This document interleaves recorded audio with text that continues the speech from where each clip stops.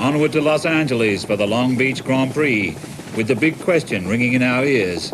Is your car a heavy breather, or does it have a Benzedrine inhaler?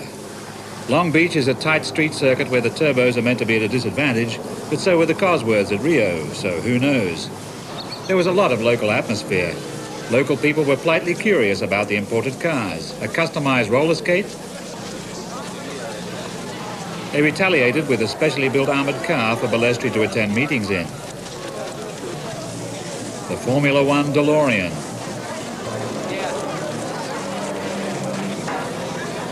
What is it that brings women to see men race cars?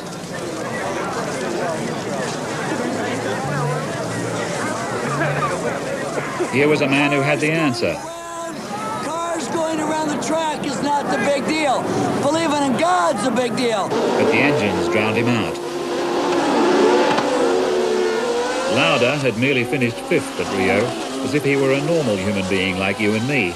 But at Long Beach, he dominated practice, quietly putting in the fastest laps right up until the final session, when De Cesaris, in his Alfa Romeo, noisily went faster than everybody, took the pole and led the race, getting quite a long way before he had his usual accident. This time a lot of other things had to happen first. There wasn't much room for overtaking, the circuit being a bit reminiscent of Monaco, minus the palace, the casino, the architecture, the yachts, and the close proximity of France. Expensive engines revved hungrily in the hairpins.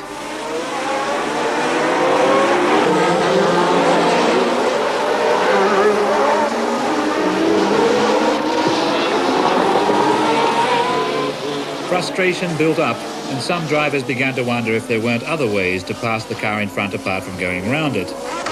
De Cesaris' Alfa teammate Giacomelli got past Lauda by the novel method of declining to brake for the next corner. He drop-kicked Arnoux out of the race.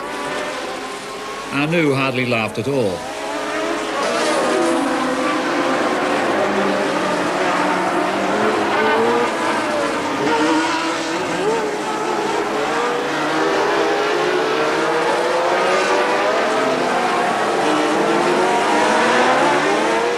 Lauda went after De Cesaris.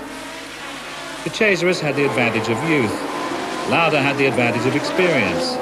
Some say he had the advantage of brains.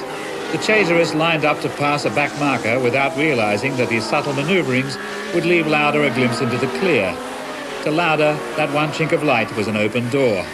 After 15 laps, he was past De Cesaris, leaving the young Italian no alternative but to have his standard crash later on.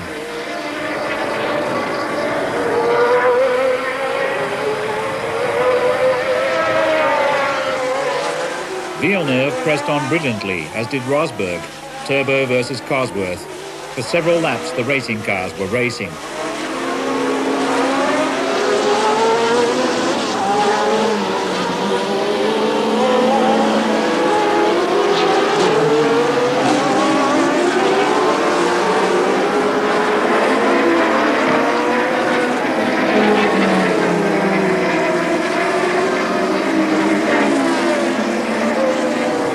The Ferrari was lightning in the straights and custard in the corners, despite the theoretical aid of a sailplane rear wing providing extra something or other. Downforce, upthrust, advertising space, nobody knew.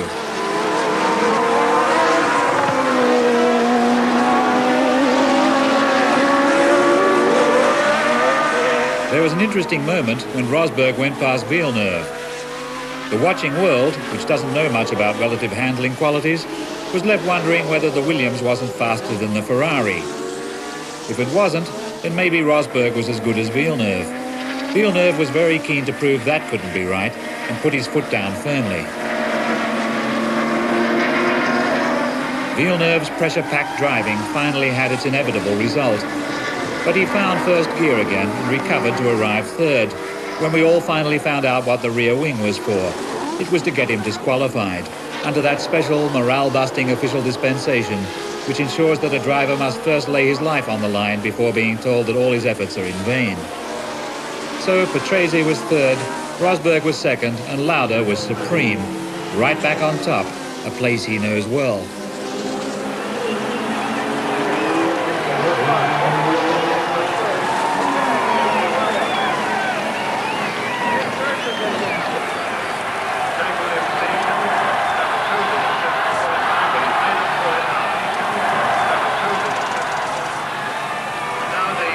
Latvian anthem for Nicky Lauda.